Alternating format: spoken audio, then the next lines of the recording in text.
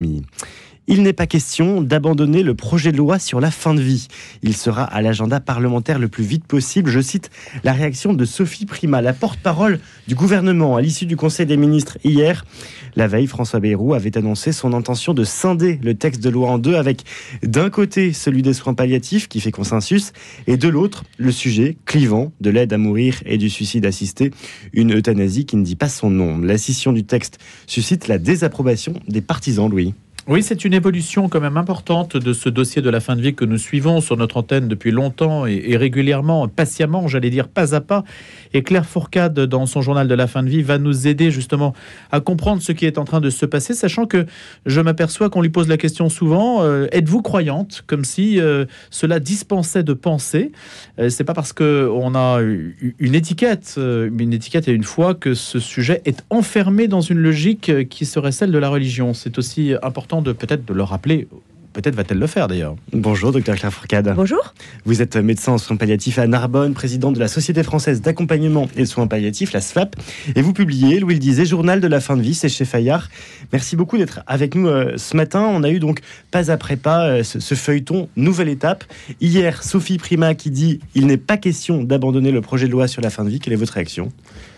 Alors, je vais réagir surtout à la proposition du Premier ministre de scinder le texte en deux, puisque dans le texte qui avait été débattu au printemps à l'Assemblée, il y avait deux parties. Une première partie sur le développement des soins palliatifs et une deuxième partie sur l'euthanasie et le suicide assisté.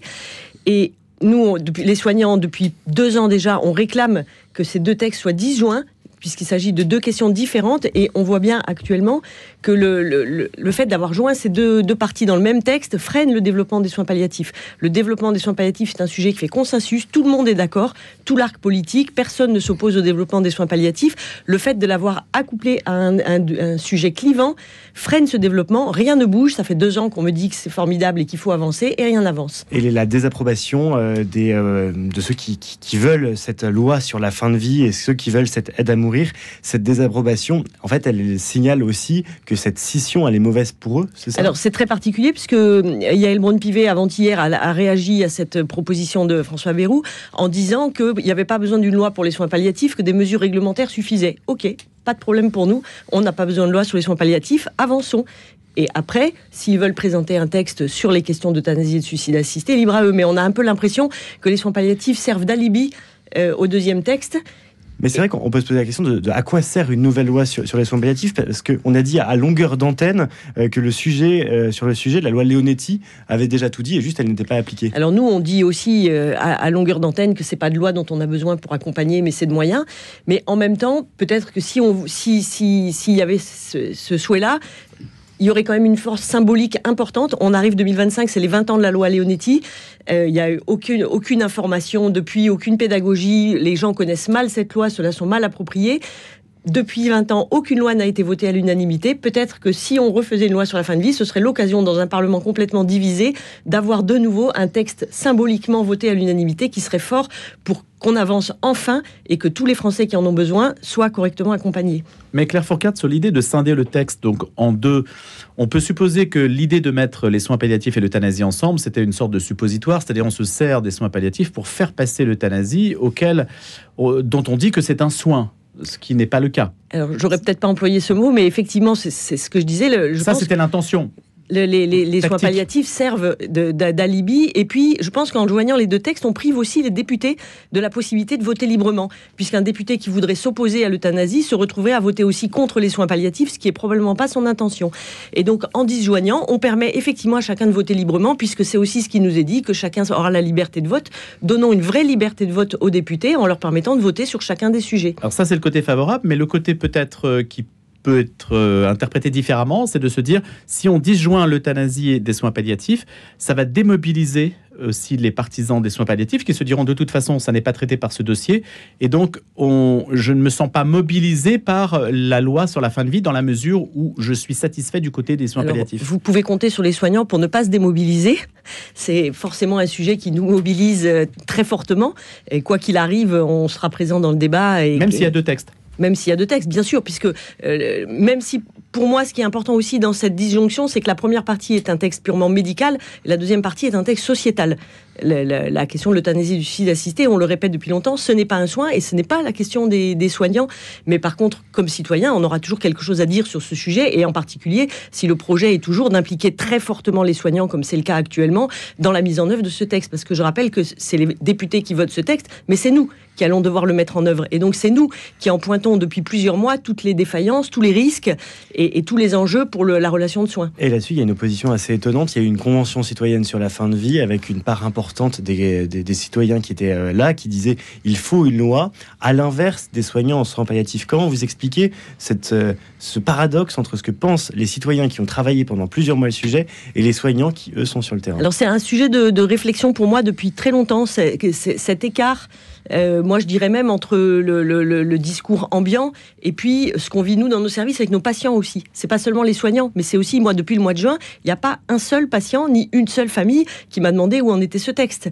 C'est-à-dire que les préoccupations des patients, c'est comment je vais être accompagné, comment ça va se passer pour moi, est-ce que je vais être soulagé. Et donc c'est cet écart entre les deux qui est un vrai défi dans ce débat. Comment à la fois rassurer les Français qui s'inquiètent légitimement de leur fin de vie et des conditions dans lesquelles elle va se produire pour eux ou pour leurs proches, et en même temps ne pas faire peser le poids de cette réassurance pour les gens bien portants sur les gens malades. Et ça, c'est un vrai défi à la fois pour les politiques et pour nous de respecter chacun. Et je crois que les préoccupations des gens en fin de vie sont très différentes de celles des Français qui sont en bonne santé. Et moi, ce que je voudrais dire à tous les Français, c'est que la loi actuelle nous permet d'accompagner et permet à chacun de vivre dignement jusqu'à la mort, pour peu qu'elle soit connue et appliquée. Dans la plupart des cas, dans tous les cas?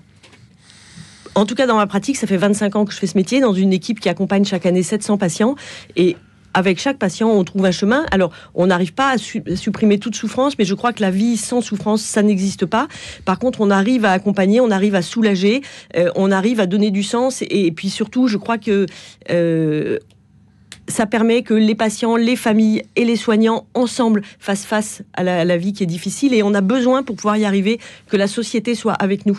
On a besoin d'avoir la société derrière nous. Le message actuel de la loi, il dit à chaque patient, vous comptez pour nous. Vous êtes important pour nous. Et parce que vous comptez pour nous, on va tout mettre en œuvre pour vous soulager. Si la loi change et que ce message collectif change, l'impact est très fort pour les patients et il est aussi très fort pour les soignants. On a besoin de vous tous pour pouvoir faire face à la souffrance, à la maladie et à la mort. Je disais tout à l'heure, en répercutant votre question, êtes-vous croyante, c'est un chapitre que vous traitez dans votre ouvrage Journal de la fin de vie, parce qu'on a le sentiment, peut-être que c'est aussi les adversaires, les partisans de l'euthanasie et les adversaires de la situation actuelle, et qui veulent faire évoluer les choses, qui renvoient cette image qu'en fait, les opposants à toute évolution sont les catholiques, les chrétiens en règle générale, qui parlent au nom d'une parole dogmatique. Alors moi, je suis présidente de la Société française d'accompagnement et de soins palliatifs qui réunit 10 000 soignants de soins palliatifs et 6 000 bénévoles de soins palliatifs.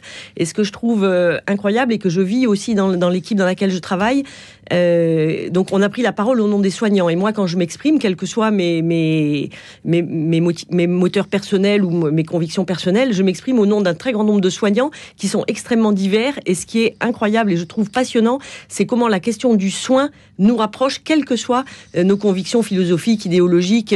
On se retrouve unis dans l'idée que prendre soin des plus fragiles, c'est une question de civilisation. Et effectivement, je pense que les catholiques disent aussi ces paroles-là. Et je crois que c'est important que chacun s'exprime.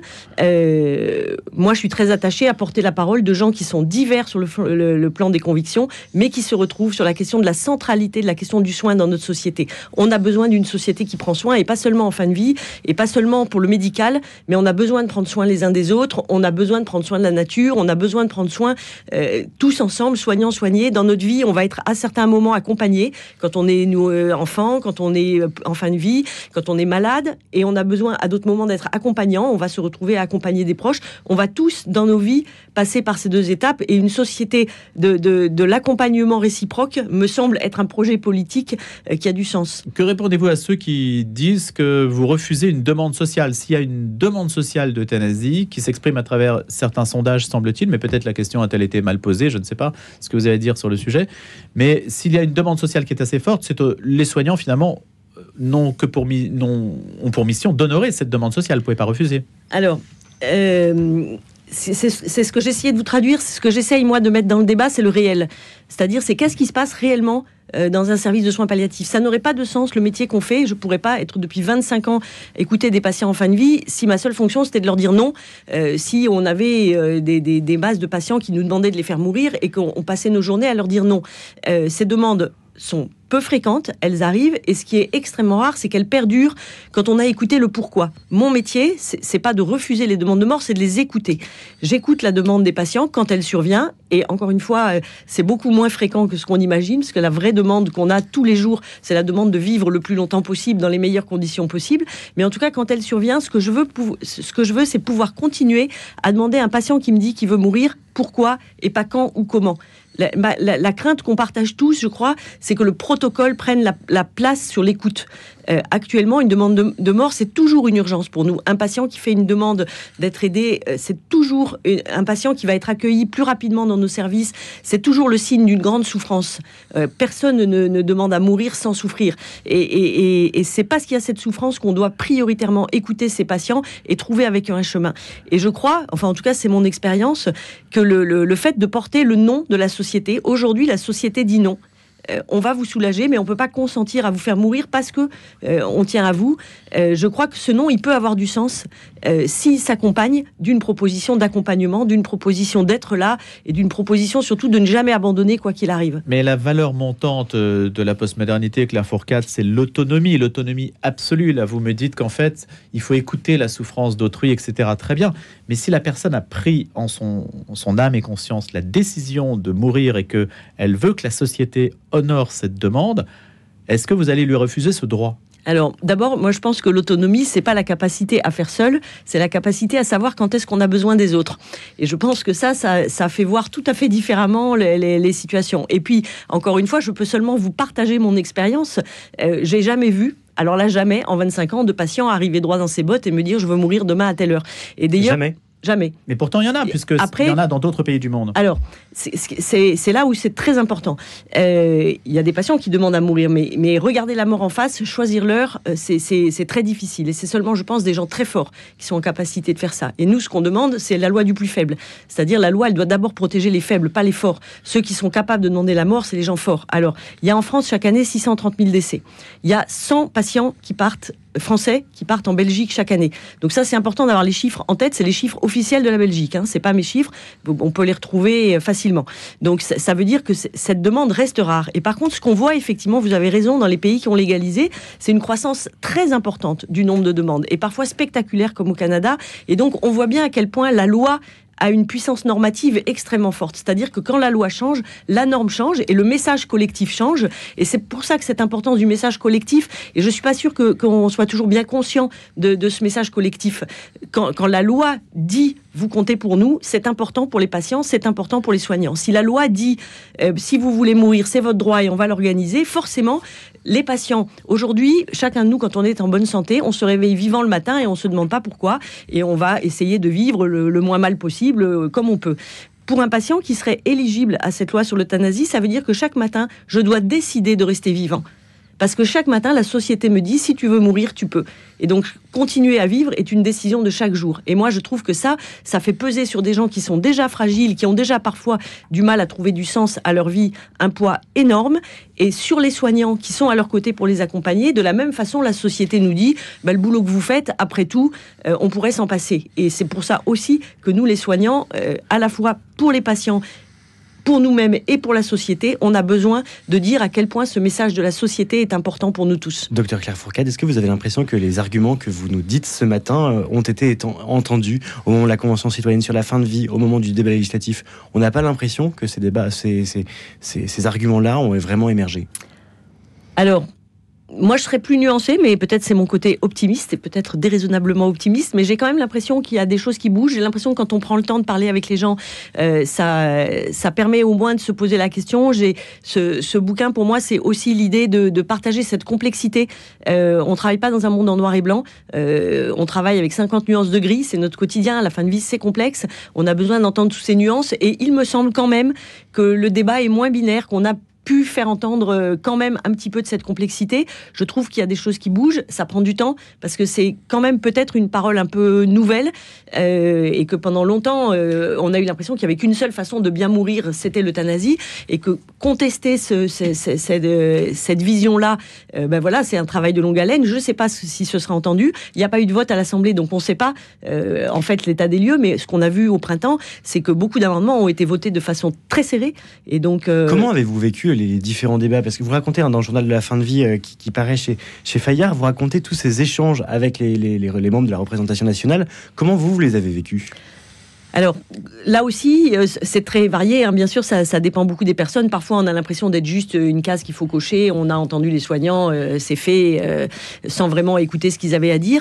Mais parfois aussi, il y a de vraies rencontres assez souvent. Et puis moi, j'ai été très frappée, en particulier dans les rencontres avec les députés, et surtout quand on les rencontre un par un, à quel point la plupart sont quand même très engagés sur la volonté de changer le monde. Alors, on n'est pas toujours d'accord sur le monde dont ils ont envie et sur la façon de le faire, mais quand même, moi, je suis frappée de l'engagement des gens que j'ai rencontrés. Heureusement que vous nous le dites. Oui, c'est ça, exactement. C'est pour ça que je le dis, parce que même quand on n'est pas d'accord, parfois pas du tout d'accord, j'ai rencontré peu de gens qui sont là de façon indifférente ou il m'a semblé, en tout cas, par intérêt ou par, mais vraiment par volonté d'apporter quelque chose au collectif. Et du coup, je pense qu'il faut faire entendre cette parole.